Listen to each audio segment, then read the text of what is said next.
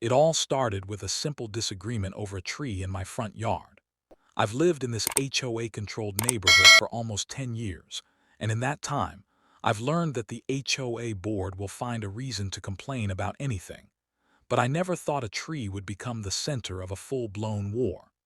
The tree in question was a large, beautiful maple that had been growing there for decades, even before the neighborhood was built.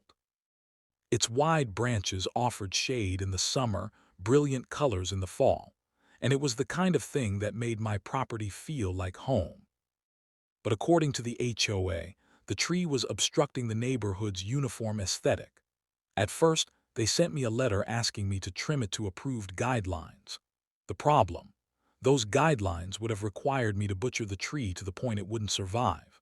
I wrote back explaining that the tree was healthy, well-maintained, and not interfering with any sidewalks or property lines. I even attached a letter from a certified arborist confirming it was perfectly fine. The HOA didn't care. They sent me a second letter, this time threatening daily fines if I didn't comply. I ignored it, assuming they were bluffing. But one morning I woke up to the sound of chainsaws. When I ran outside, I couldn't believe what I saw: a hired crew, sent by the HOA, cutting my beloved maple tree in half. Not trimming, not shaping, literally cutting straight through the trunk, leaving a jagged, flat top about 6 feet high. I was furious.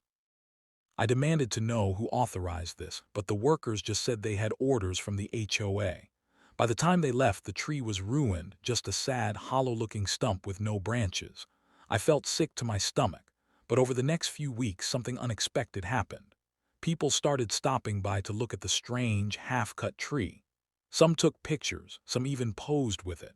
Word got around on social media, and suddenly my front yard was becoming a local curiosity.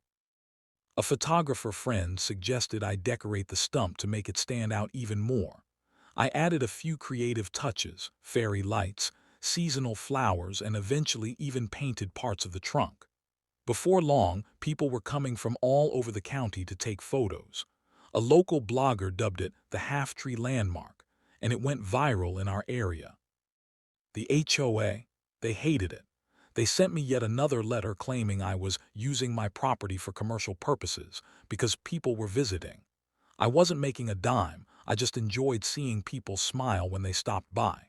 Every time they tried to issue a complaint, the attention only grew. The county newspaper even ran a story about how a petty HOA dispute had turned into the most photographed spot in the area. Now, the half-tree has its own Instagram account with thousands of followers, and every season I change its decorations. What started as an act of HOA overreach turned into a symbol of how ridiculous their power trips can be.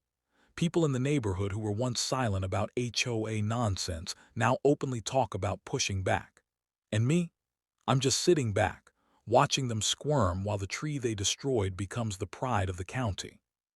In the end, the HOA tried to destroy something I loved, but instead, they created the one thing they can't control: a community that's laughing at them, one photo at a time.